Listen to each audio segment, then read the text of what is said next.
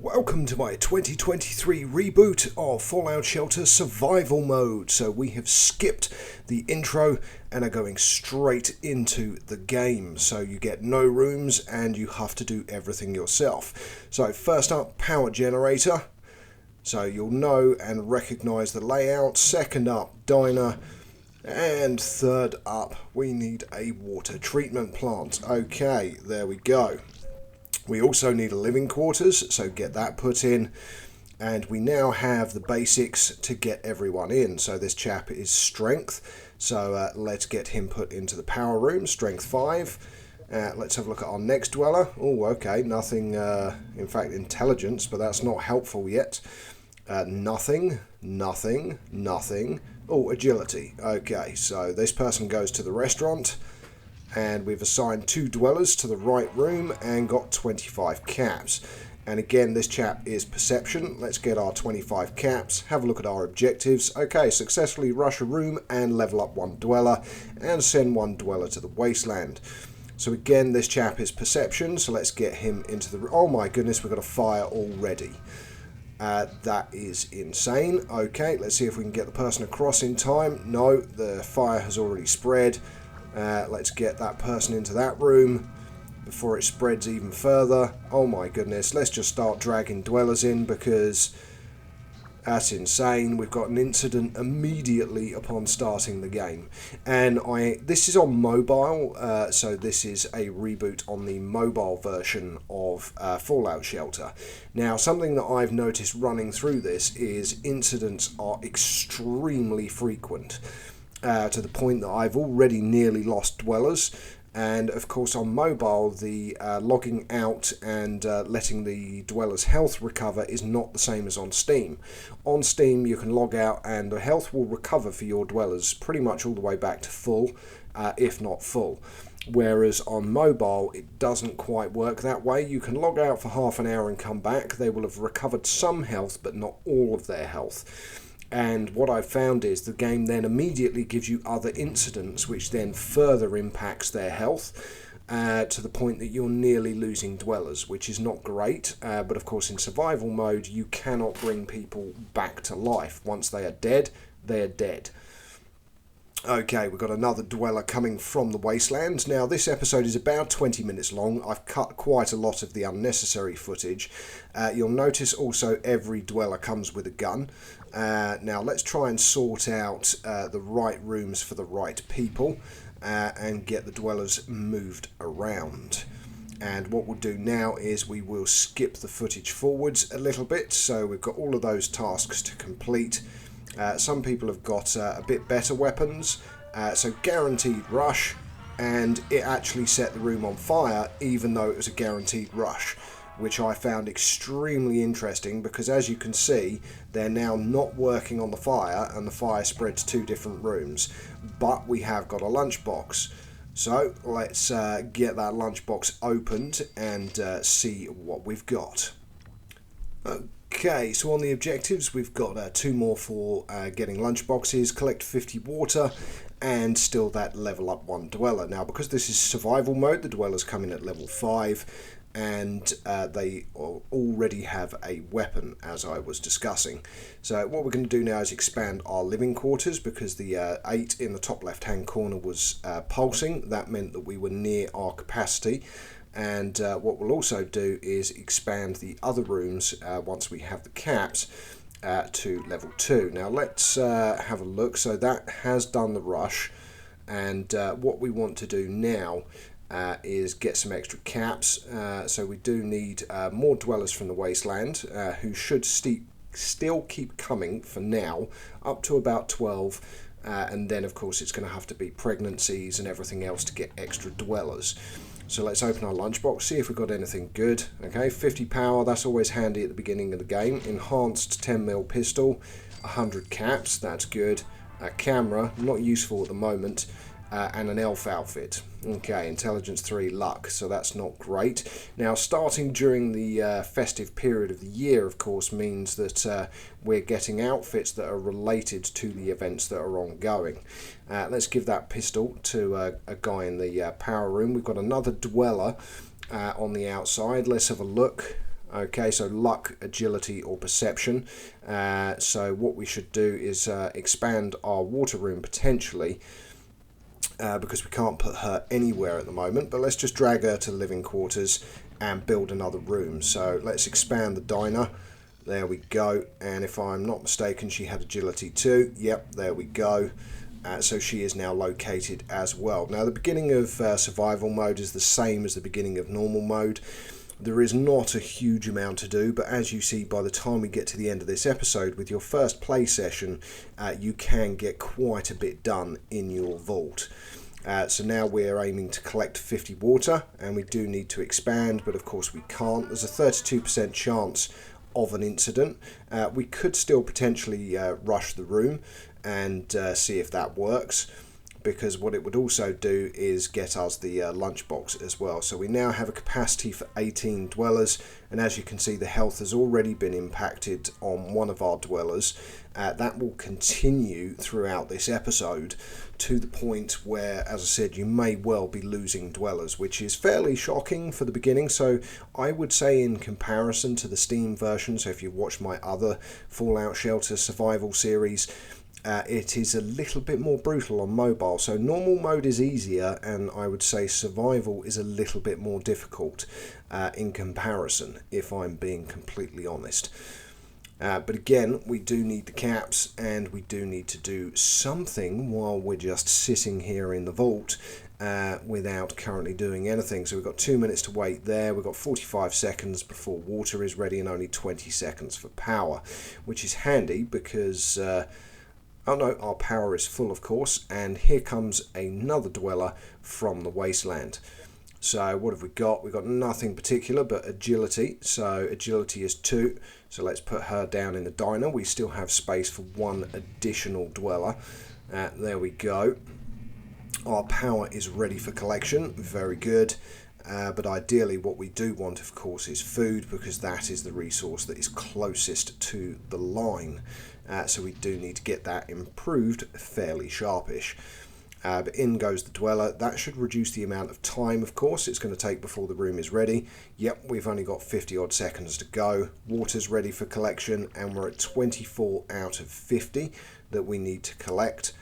And of course, ideally we would like to expand that room to a 2 wide, but we don't have enough caps to do so at the moment. So it's literally patiently waiting for the resources that we need. Okay, so another RADROACH infestation. Fantastic, just what we need. We do have some fairly decent guns in our power room, so it gets dealt with fairly quickly. But again, there is an impact to health, and it's a continuously building impact to health. So we got that infestation dealt with, and again we are waiting for resource production, and we are sitting at 109 caps, so we cannot build a water treatment facility, which is actually 25 cheaper than the power room and the diner, but again we are slightly short of what we need to be able to expand it. Now we've got a couple of minutes before that's ready. I think it might be worth doing a rush just to see if it's successful. Fingers crossed. Here we go. It was very good. Okay, and of course that now gives us the extra caps that we need to be able to expand our water treatment facility. So let's go to our rooms, water treatment, build, and there we go. Okay, so that has now expanded our water treatment facility to the same size as our other rooms. Our food situation is not so precarious, and we are still at 24 out of 50 water. So I think maybe we give this room a rush as well and cross our fingers and hope that it's successful. Here we go. It is. It's successful. Okay, and we're at 42 out of 50 water. So in 3 minutes and 40 seconds, we will be getting a lunchbox once that resource has generated. Again, no need to look at our objectives. We do know what's hanging around. We also have outfits, of course. So elf outfit, and let's send this guy out to the wasteland. And we don't have any stim packs. We don't have any RADROACHs, and that just set a room on fire. As I said, the incidents in this are ridiculous. So that is now what, our third or fourth incident so far. So out this guy goes to the wasteland. We've got somebody else here with agility, so we can get that person put into, but we're going to have to put them into the water treatment facility because at the end of the day we're already full. So send a dweller to the wasteland, recall, there we go, and close. That guy is already back, so we've got the 25 caps and now another objective, which is collect 50 food. Again, we need to click on him and then collect, and he will come back into the vault. There we go. And put him back into the power room where he was and take off the outfit. There we go. Okay, so we're in a RADROACH infestation. Okay, so another incident. As I said, this is beyond ridiculous. This was less than probably 40 minutes of playtime, and you can just see the devastation to our dweller's health as this episode progresses. No one dies, and I'm going to touch wood there because I'm not entirely sure how the future episodes of this series are going to go, if I'm being honest. But we will see if we can avoid any deaths like I did in my primary survival mode series that I done back in 2021, I think it was, or 2020. Which is one of the reasons I'm rebooting this the same as I have rebooted my Fallout Shelter series, because my content style has changed quite a bit since then, and also my knowledge, of course, of the game. Also, I don't use my radio voice that often anymore either, because it feels a little bit on the ridiculous side. But here we have all of the dwellers within our vault looking very, very happy at 81% happiness.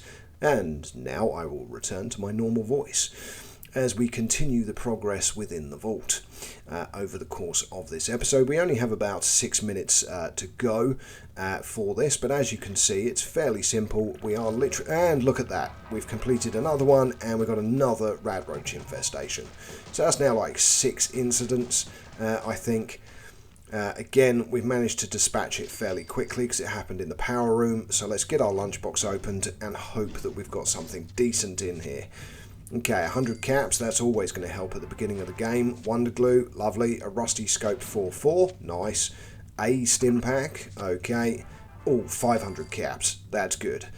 That is going to give us enough resources to be able to expand once we unlock the storage room. I'm trying to think, did we unlock it already? Yes, we did. Okay, yes. So elevator and build and put in a storage room. So we have enough now to build one. So there we go. Costs 300, but what it does mean is we actually now have storage capacity.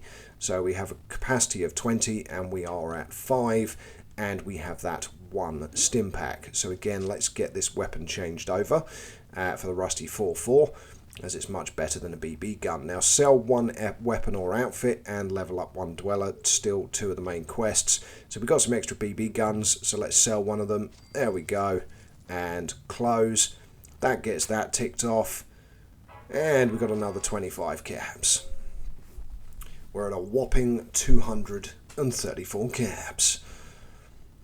Okay, right, back we go to have a look. So now we've got collect 100 water, and that is for 50 caps, but we've still got the level up 1 dweller for a lunchbox. Now there is tips that you cannot complete that task, so don't level up a dweller and you will keep getting extra lunchboxes from objectives, which might be worth paying attention to, but certainly not on survival mode, because you do want to get every possible resource that you can as quickly as you can to avoid everyone in your vault dying.